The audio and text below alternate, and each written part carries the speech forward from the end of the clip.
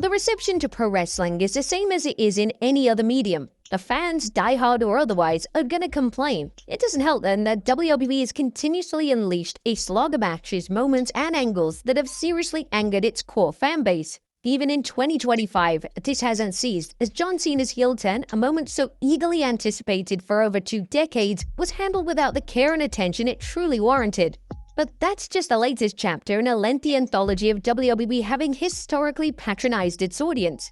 Join us now as WrestleMania looks at 10 of the most complained about moments in WWE history. Number 10. The Jey Uso Experiment. 111,000, 89,000, 84,000. No, those aren't WWE's inflated attendance figures for the past 3 WrestleManias. They actually represent the company's 3 most disliked YouTube videos of 2025. The common denominator? Jey Uso. The 3 videos in question are Jey winning the World Heavyweight title at WrestleMania 41, 1-minute squash over Austin Theory from March of 2025, and his recent Battle Royal victory on Raw acted as sufficient evidence that WWE's incessant pushing of main event Jey really hasn't worked. He shifts merchandise and he's got his catchphrase over, but this didn't equate to a consistent spot atop the WWE main event mountain.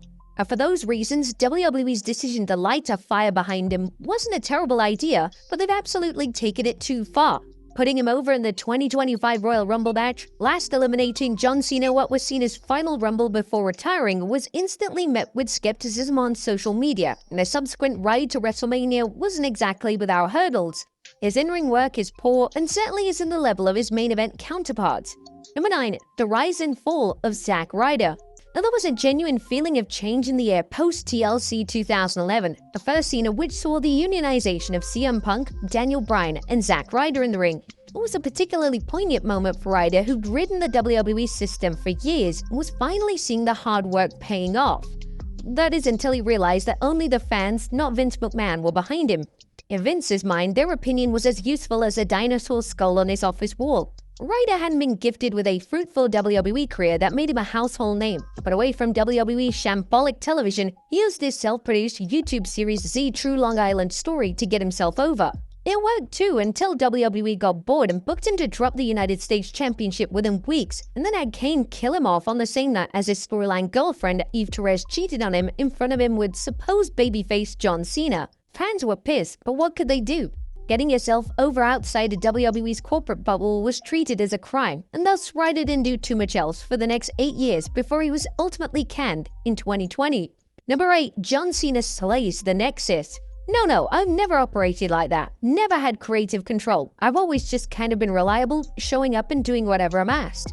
And this is a direct quote taken from John Cena's August 2025 appearance on The Tonight Show with Jimmy Fallon, and it's complete waffle. Cena, 15 years earlier in August 2010, petitioned to bludgeon the Nexus at SummerSlam, cooling their heated start to WWE. Disposing of Wade Barrett and Justin Gabriel as if they were Barry Horowitz and the Brooklyn Brawler, John was on full Super Cena form this night. He withstood a prolonged 2-on-1 beatdown, which included a DDT on the concrete floor. But Gabriel was able to evade elimination after missing his own 450 splash, while Barrett succumbed to a typically weak Cena-applied STF. That was it for the Nexus. They'd begun their descent into WWE irrelevancy. But that wasn't the plan. As told by Heath Slater, the NXT Season 1 rookies were to go over Team Cena until 1 hour after WWE had opened the doors to the Staples Center. Edge and Chris Jericho were the ones that put the whole match together, made it make sense, and it was good. Then Cena didn't like it, is a story I've heard, so he wanted to change it. Edge and Chris went to bat for us. They were all for it, the Nexus winning. Then it got switched and Jericho and Edge were pissed. They were just like, are you kidding? Are you serious? This ain't good for the story. This is just for Cena's ego. That was a damning message sent to WWE developmental hopefuls and crucially to the so-called WWE Universe, their complaints going unanswered as Vince McMahon succeeded in bidding off another solid gold idea. Number 7. Here comes Charlotte Flair. Now in 2019, WWE had the easiest to sell WrestleMania event since 2001. Becky Lynch versus Ronda Rousey, the man versus the baddest woman on the planet, the biggest babyface versus the biggest heel. But they ruined it. The insertion of Charlotte Flair wasn't the coot that they thought it would be. Flair, already hated for not being Becky Lynch, was serenaded by vitriolic hatred when Vince McMahon introduced her as Becky's replacement for Rousey's match. It was a worst possible solution to a problem that never existed in the first place, and did nothing to assist the WrestleMania build other than fill the void in the weeks Rousey didn't fancy traveling to television. Lich would ultimately be reinstated as the headline attraction and also win. The fans knew that this was the long-term plan, but it didn't matter. Charlotte was public enemy number one, not storyline-wise, but in actuality. Here, fans' complaints weren't restricted to hating on Flair's fictional character or on WWE's handling of the situation, but rather they took the form of death threats. This isn't okay, obviously, and those involved should feel embarrassed and ashamed. Number 6. Cody Rhodes and the Rubber Chicken. In 2023, WWE had one of the easiest WrestleMania sells ever. Cody Rhodes versus Roman Reigns, the American Nightmare versus the Tribal Chief, the biggest babyface versus the biggest heel. Wait, where have we heard this before? Yep, they ruined it. Cody was hot property at the time of WrestleMania 39. He returned after a 6-month injury in the Royal Rumble match and set his sights on Roman Reigns, setting out to what had to be the unattainable for Kevin Owens, Sami Zayn, John Cena, Daniel Bryan, and countless others. If only. Roman pinned Cody following an unwanted Solo Sikoa interruption. Describing the reaction as an opera of silence would be a cliche gone too far. But it's true. The negative response in the SoFi Stadium was legitimately deafening, loud enough to drown out Reigns' victorious theme music. WWE followed it up with a Brock Lesnar heel turn on Cody Rhodes, and a Roman Reigns title defense versus a yet-to-break-out Jey Uso was a final kick in the teeth. Still, at least Cody got a free rubber chicken out of it. Number 5. The Boss endorses the Rattlesnake. This is what Stone Cold Steve Austin had to say regarding his infamous heel turn at WrestleMania 17 on Chris Jericho's Talk is Jericho podcast. Worst call I've ever made other than refusing to job to Brock Lesnar in Atlanta. But you know, that was my idea. Well, clearly the time wasn't right for me to turn. It was like everybody loved John Wayne for what he stood for. And so he did not ever have to be a bad guy in his movies. He never was. People didn't want to hate me.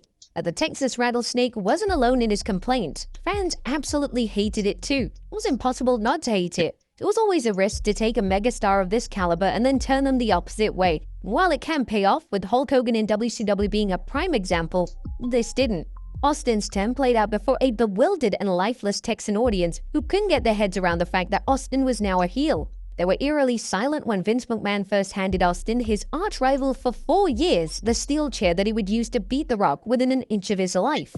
As Austin said, it was an angle done for the sake of doing an angle. In other words, why even bother? Austin was done as a full-timer within 2 years of his career-derailing heel turn. Yes, injuries were the primary reason, but he was mentally finished the minute his hand shook Vince's. Number 4, the 2014 Royal Rumble match. So aware was Vince McMahon that Daniel Bryan was the desired winner of the Royal Rumble match in 2014, he opted to remove any possibility of having Batista, this desired winner, be booed in favor of Bryan, that he refrained from having the American Dragon enter the 30-man pool at all.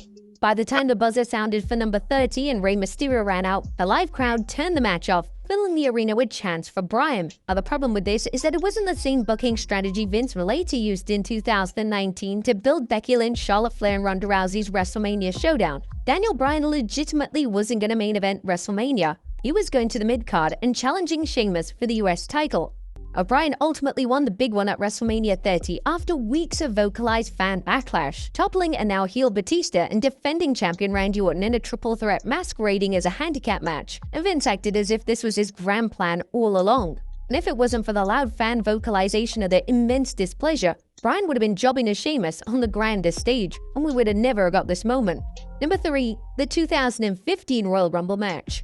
It didn't get any better in 2015. To summarize, Daniel Bryan was chucked out of the Royal Rumble match after just 10 minutes. The dilapidated Big Show and Kane dumped all the favorites out, including Dean Ambrose, Bray Wyatt, Dolph Ziggler, and even Ryback out of the match. And Roman Reigns did a presentation designed to get him over significantly in a market not known for its goodwill gesture, Philadelphia again, rid the match of the Authority's towering henchmen in what is still the worst Royal Rumble Final 3 to date. But not even an appearance from The Rock could prevent #cancel WWE Network from trending worldwide. He knew it too, as a post-match social media interview alongside Reigns displayed The Rock's true colors. He wanted to come in, make the save, and be the hero WWE wanted Roman to be.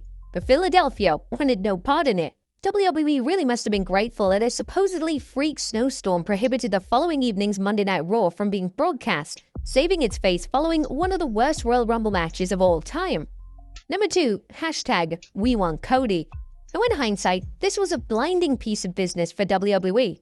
It delivered The Rock's first feature-length in-ring outing since 2013, a fiercely brilliant angle between him and Cody Rhodes, and the first instance of an overbooked headline attraction seeing the plunder-focused story benefiting, not derailing the match.